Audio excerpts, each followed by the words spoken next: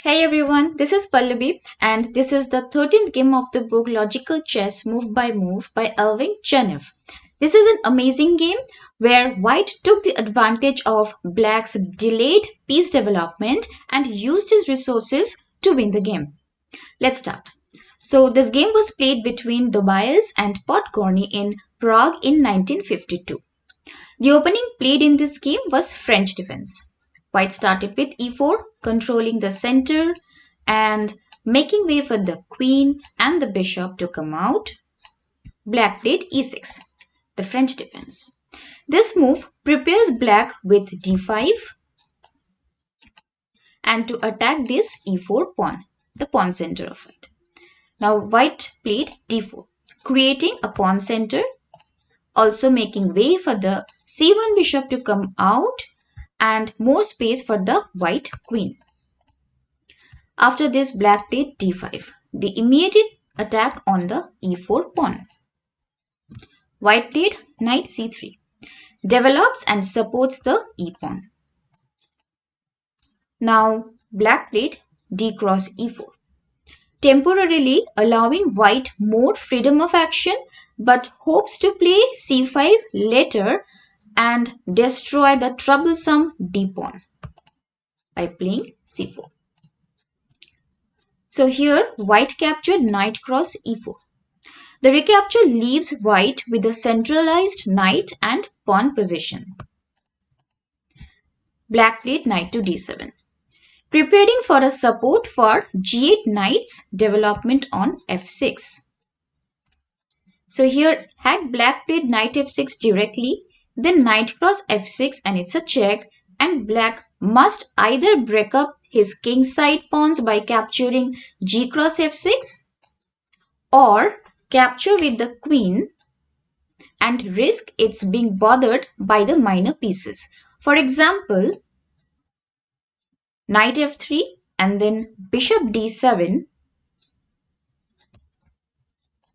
Black wants to move his bishop to c6 to get this diagonal, and then white can play bishop d3 and then black plays bishop c6 controlling the long diagonal and bishop g5. The bishop is now attacking the queen and the queen has no space to move. This knight is supporting the d4 pawn and the g5 bishop. So here black has only move, bishop takes f3 and then white has a good move. Queen d2. The queen is now supporting the bishop. Now the bishop is still attacking the queen, so the only move black has is queen takes d4. And now white plays bishop b5 check, discovered attack, and black loses his queen. So that is why black did not play knight f6 directly. Black played knight d7 first. Now white played knight f3, developing towards the center and also supporting the d4 pawn and the e5 square, controlling it. And also it's useful to defend the king side whenever needed. So after knight f3, black played bishop to e7, develops a piece of the back rank and helps the king to castle quickly, but not so good as the conventional knight gf6, developing with the threat on the e4 knight. If here, instead of knight f6, knight gf6, had black played b6, trying to fianchetto by bishop to b7, then white would play bishop b5. He will be pinning this knight. And now if black plays bishop b7, then knight e5, a good move. Now it's attacking the pinned knight, putting more pressure on that knight. And now if black captures bishop cross e4 and then bishop cross d7 check, king e7 and then bishop c6, and black loses a piece. And here if bishop captures c6, then knight cross c6, white gains the queen, and after bishop c6, if black plays rook c8, then bishop takes e4, white gains a piece.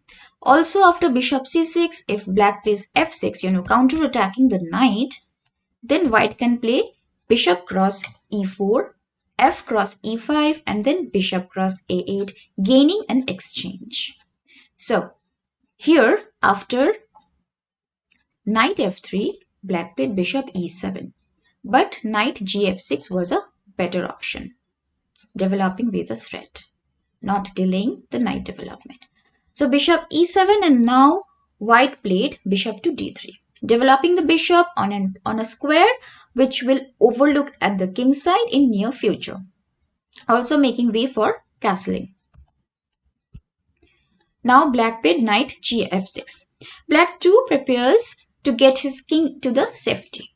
White played queen e2. Develops and supports the e4 knight, the centralized knight. Now black played short castle. Had black played knight takes e4, then bishop takes e4, knight f6, again attacking the bishop, and now there is a trick. Bishop takes b7. Then black captures bishop cross b7 and queen b5 check. It's a double attack followed by queen cross b7 and then white gains a pawn. So here black played short castle. After that white also played short castle, king safety, but mainly to let his h1 rook to take active part in the game. Now black played knight cross e4. Black exchanges to get some elbow room. Better option was to play b6 and then quickly developing his pieces by bishop to b7.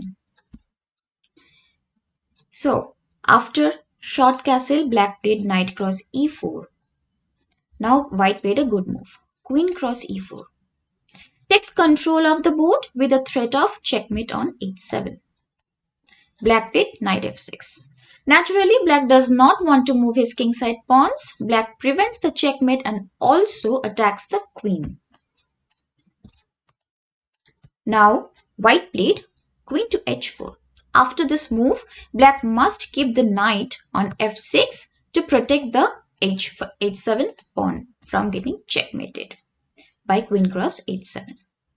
So here, black played b6. Planning to develop the bishop from b7 and fianchetto. Now white played another good move, bishop to g5. Threatening to capture bishop takes f6, bishop takes f6 and queen takes h7 checkmate.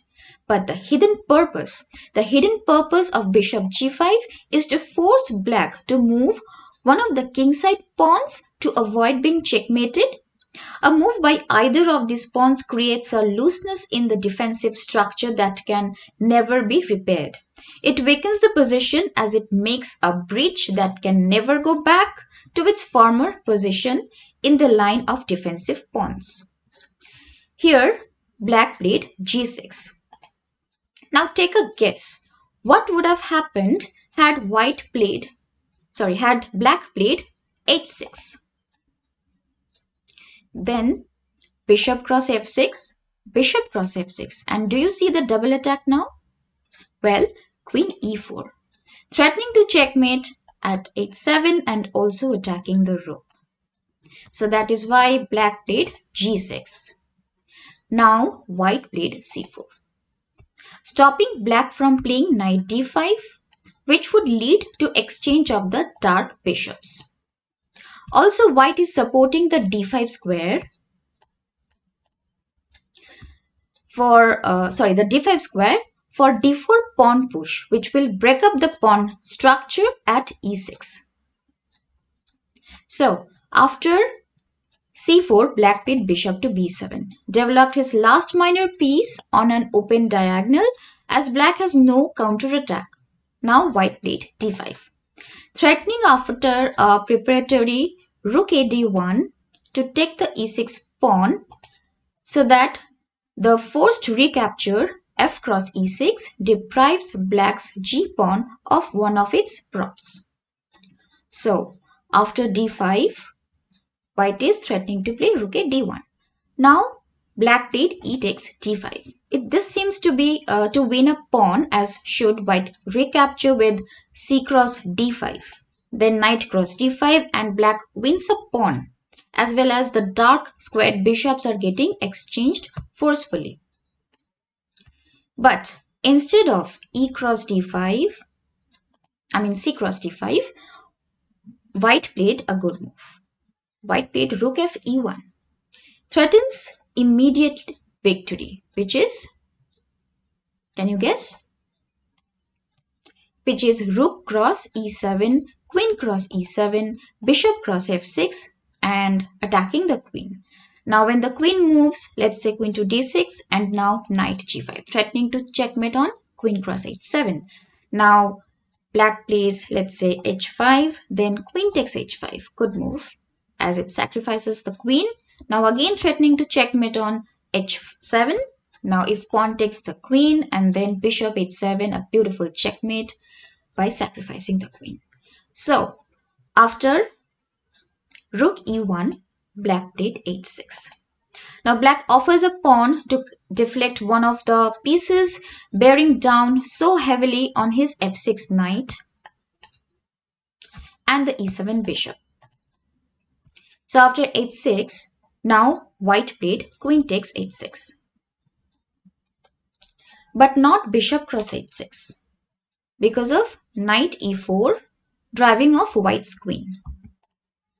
So after queen cross h6, now black played knight g4, trying to chase away the queen.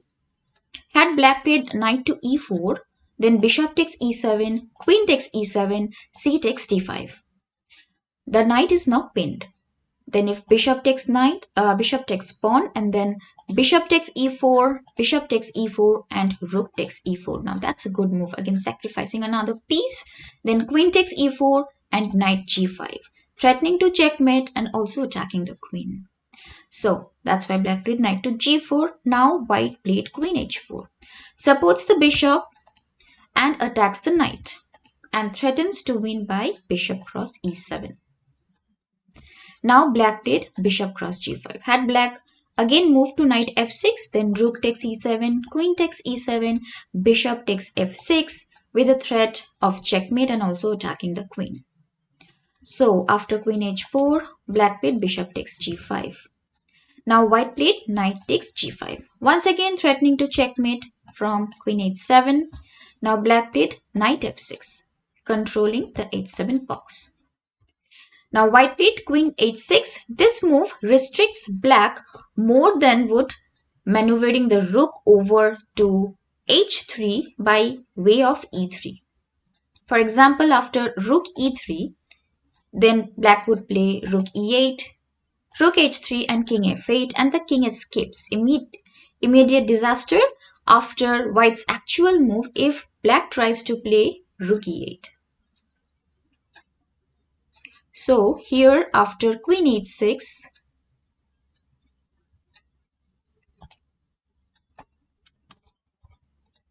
black played d4. Now this move prevents white from playing rook e3. Now white played a move that looks absurd at first glance. White played rook e6, threatening to capture the knight and the checkmate, and then checkmate from h7. A deflection, removing the guard. Now white played rook e8.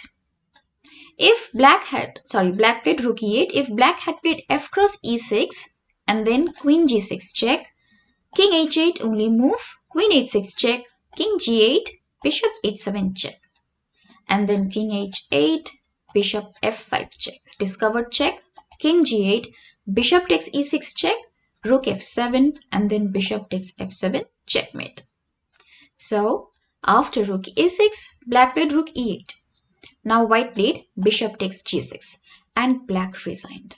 Breaking through the pawn barrier, white is threatening to checkmate by bishop cross h7. As the queen is controlling these squares and the knight will be protecting the bishop, it's a checkmate. Now if black captures f cross e6, then bishop f7 checkmate. If black captures f cross g6, then queen takes g6, king h8, then knight f7 checkmate, and if king f8, then queen f7 checkmate. And instead of f cross g6, if black plays queen d7, then bishop h7 check, knight takes h7, queen takes h7, king f8, and queen h8, checkmate. And instead of capturing the bishop, if black plays king h8, then queen takes f6 and checkmate. Since the knight is supporting the bishop, and the bishop is controlling the squares. So, after bishop cross g6, black resigned. So, there is no defense after bishop cross f6. Bishop cross g6. So from this game, I hope we learned some basic principles such as occupy the center with pawns, develop your pieces towards the center, try developing your pieces as quickly as possible, castle as early as possible, whenever possible, develop with a threat. Try to weaken opponent's castled king's position. Do not weaken pawns in front of your castled king. Try to use most of your pieces while attacking. Thank you for watching. I hope you liked this video, this game. Please like, comment, share and subscribe to my channel. I'll see you in my next video. Thank you. Bye.